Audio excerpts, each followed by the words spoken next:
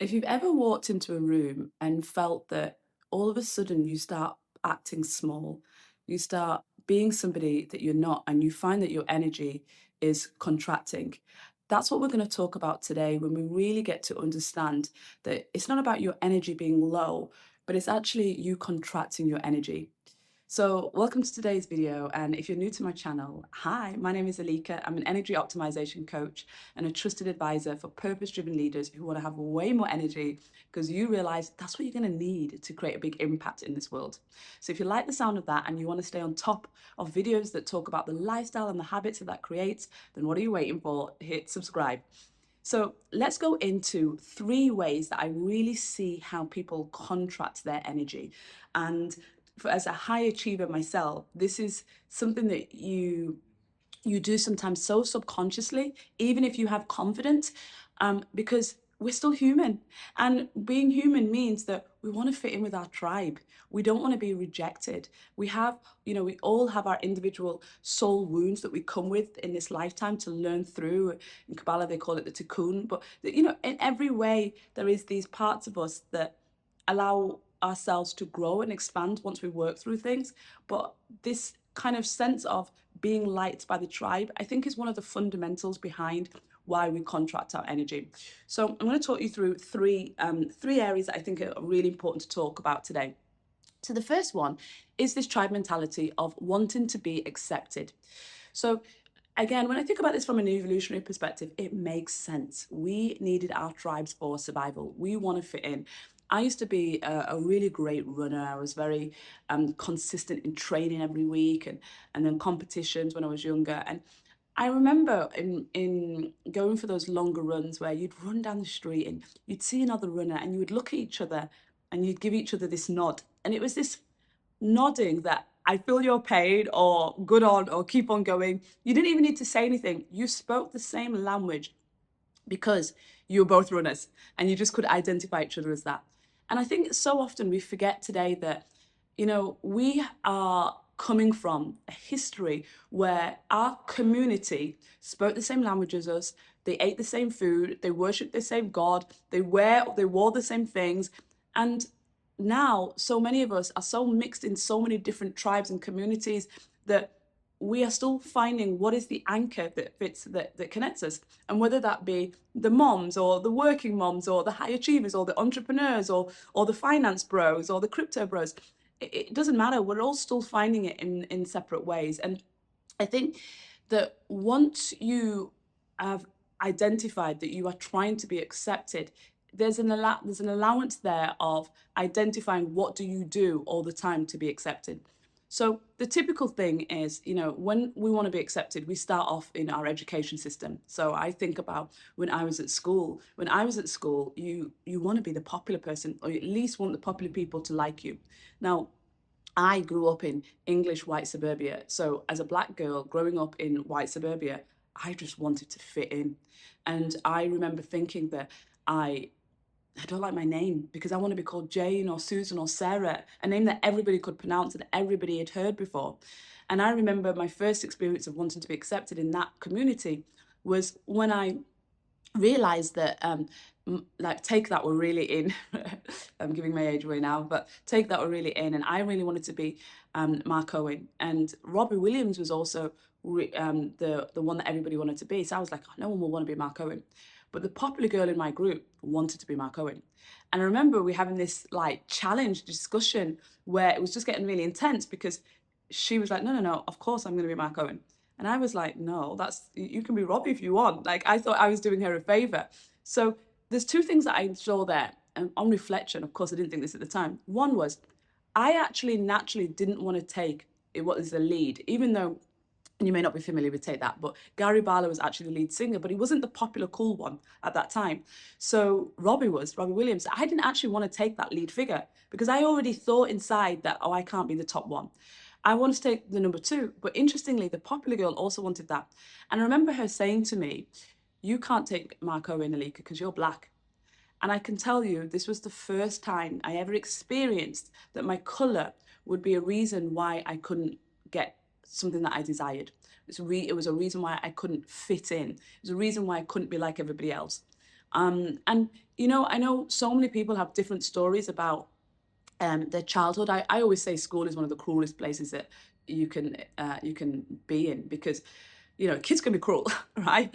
And I think we all have our stories about what we experienced in trying to fit in from those early ages. But then that just follows us through life. So then I think about, when I went to university, for me, I remember there was an expansion of me then. Because I actually remember then that was the time where everybody was different. There was so many more different races, different backgrounds, but there was this connection that we'd all come together away from our family and our close ones, and we could come together. So that's when I felt the expansion there. But where did the contraction happen? The contraction happened when I then went into my first career opportunity, and I felt like I'd come from this kind of liberal freedom, like you manage your time a little bit more yourself, you manage your life time, your life your bit self, and it's just so much fun that I had in university, into this strict discipline of the 9 till 5, where I was told what to do, when to do, what time I had to be there. And I just remember thinking that I didn't feel that freedom that was a natural part of who I was. And that's when I started to realize that, oh my God, like I have to conform to this. And my first experience was actually 12 months of working in the HR department, and it was a very administrative role. And as I was studying CIPD at the Chartered Qualification in HR, I had to do this 12-month placement. And the office was just so, it was like the type of office where people had worked in that environment for 20 years, and they were probably thinking about retiring there. So they got all of the benefits. And I came into this environment, and I just kept on seeing all ways that things could be improved. And I kept on making suggestions. And then I learned very quickly that those suggestions weren't welcome. And then I stopped making those suggestions, and I started doing what people would do there, which is very much a very robotic style of working, where they come in, they greet each other, they sit down at the desk, and they get their head into this admin bit. It's very boring. They're so excited for the 12 o'clock lunch break, where they get a little bit of interaction with other people, and then they go back to their desk, and then they're just kind of like, what can I get done before I finish at 5? And it was just like, I mean, as I came out of that environment, I actually changed my mind about what I wanted to do in life, because that environment was just so revealing to where I had to conform, and I just didn't feel any excitement. So I ask you there, like, where are you looking to be accepted? And because you're trying to be accepted, you are shrinking and contracting your energy, knowing that you don't feel like the true expansion of who you really are would fit in that environment. And sometimes I say environment, but it actually can be with a person. So the second way we contract our energy is when we look at others as the authority. And I can tell you that we all will have experience of this in some way, shape, or form. So obviously, the first place is typically education. So we look to our teachers as the authority. Now, I look back at my teachers, and I'm really grateful, because I know people that have had really horrific experiences with teachers where they've been told they can't do anything. And I think I got by academically enough to be, not really pointed out for anything in particular. And then I also did really well in sports, where other people weren't doing well in sports as well. So I think I just kind of coasted by in this kind of middle level, like not like sticking my head out too much above the parapet, to, at least if that's even the word, for people to notice me, but equally just like getting by and being pretty good just on average on most things. But when I went into my career, and I started seeing the leaders, especially in some of the sales environments that I worked in, there was a lot of this kind of, how I would say, it's like corporate finance, where they, in England, they were wearing navy blue suits and brown chinos, and there was a certain look and feel that I immediately didn't feel like I belonged in. But I definitely looked at these male figures as the authority. And I remember just thinking, like, how do I please them in a way that I could see other people were able to please them? I would look at girls that were also new leaders and managers, and I did very well early on in my career through my ambition to get to junior management very quickly. But as soon as I got to that kind of middle management level, I looked around and I felt very defeated by other people that were at that level. And I think that was very much because I looked at who the leaders were, the authority figures in those environments, and they were typically white, Caucasian male men that had good physiques, and were super confident. And I just couldn't connect with them. And as somebody that didn't really grow up with a strong male father figure around, I just didn't have that relationship with the masculine in that way that I felt like I knew how to act and communicate with them. And so I remember the first male leader that I had that I really connected with. Eric, this one is for you. You ever watched this? But I remember he was just. Now I realize he was a masculine figure with a really good connection to his feminine. He had a lot of empathy, a lot of softness, a lot of kindness. And I remember actually because he was somebody that he had like 5 children, maybe even more. And I remember thinking, God, he's got so many children. But he was just such a playful person. And that was the first kind of softness I had with a male figure that I saw as an authority that I wasn't intimidated by. So again, we all have these figures. When I was in Asia, I know in experience in Asia, there's such a hierarchy. And, that hierarchy means that the woman is definitely the head of the whole household. So we have that. And, we know other cultures, even the Italians, that have that matriarchal environment. So again, it's not necessarily just always about the typical male being senior. I've seen it where women have to be the head of the household. I have it in Jamaican culture as well. And therefore, you've got to hold your grandma as an authority. But when I was in Asia, the authority of the elders is such a big thing there that I would speak to people about their careers and the things that they wanted to do. And I would just hear how they were doing things that they really did not want to do because that's what their parents wanted them to do. And in Asian culture, it is very much known that if you're a woman, and let's say if you go overseas or you marry, you come back to look after your mother, and she usually moves in the home with you. And and it's actually really beautiful because I think the breakdown of family households in that scenario, it gets to show you that some cultures have been able to maintain that, where they keep the family as the tribe, as the connection. And I really love that. But what I think is really sad is where we see in Asia that children don't feel that they have the freedom to live the life that they have to live because they have to take care of aging parents and please them by doing what they want them to do. I also know that immigrant children feel the same way.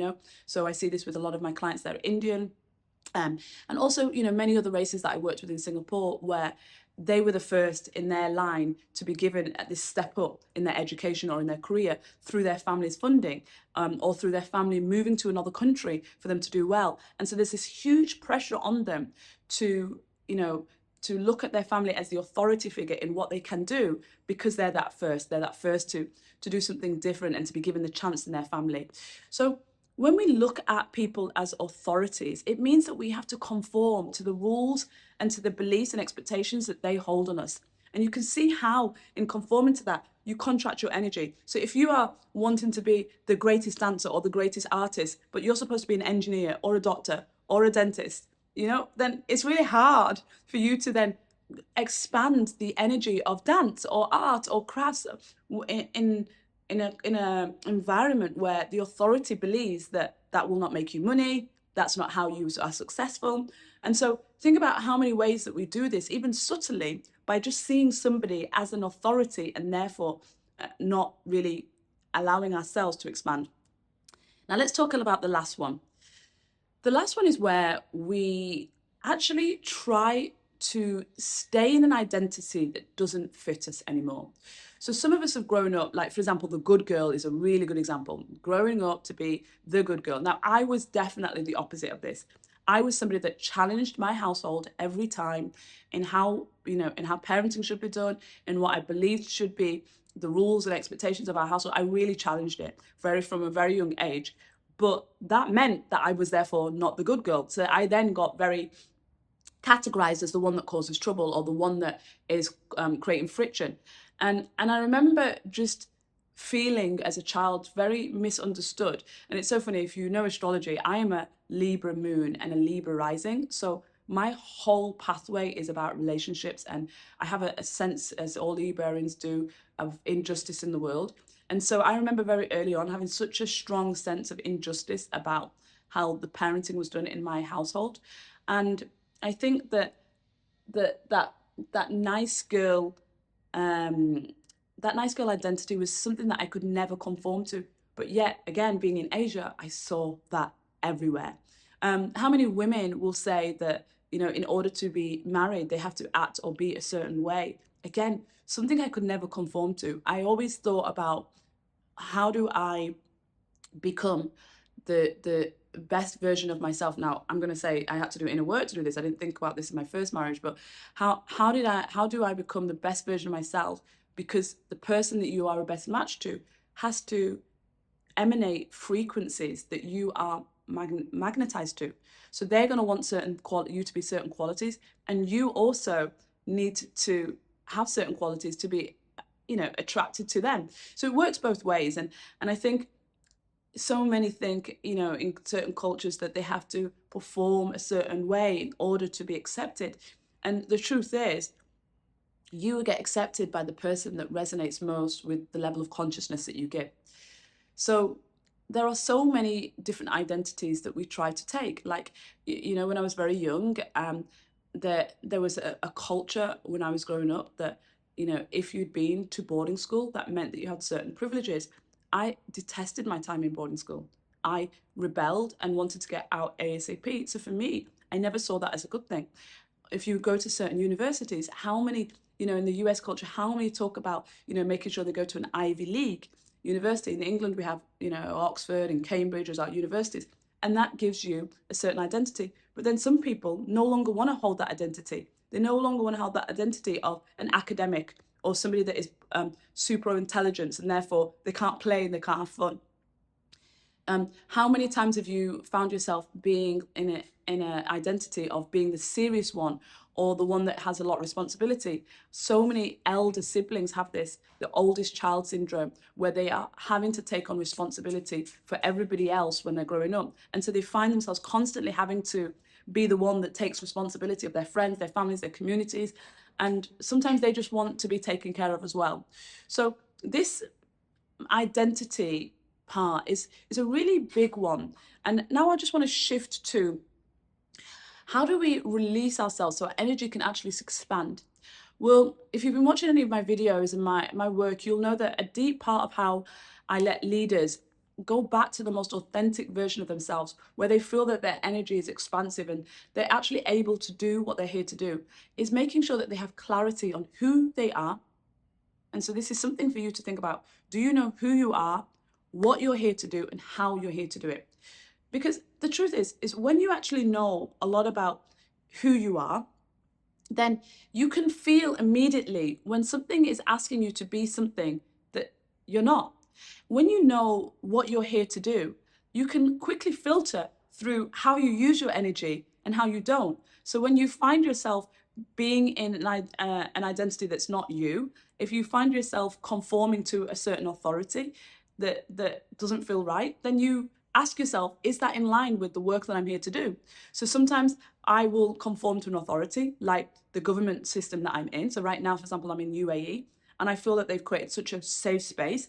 I feel that there is such a growth mindset that I conform to the blueprint that they set out for us to achieve in this environment, because I think it's really in alignment with who I am and where I'm going.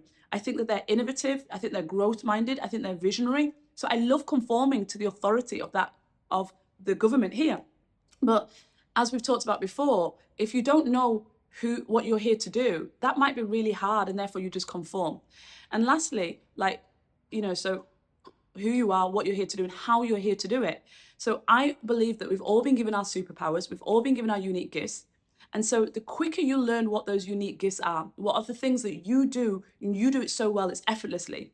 It's effortless. It feels like you could, like, for example, when you're talking about a topic that is you're so passionate about, you could talk about it for hours. time just flows by. The quicker you learn what your gifts are, the more you'll actually realize also those are probably the things that some people condemned you for. Like, I recall being super passionate about the topics I was talking about, and people saying, calm down, calm down. But I was always somebody that wanted to share wisdom, that wanted to share insights. And now I realize that my superpower is to really deeply penetrate people with insights that really shape and shift their life. And sometimes I do that at the expense of just saying the truth and it being direct.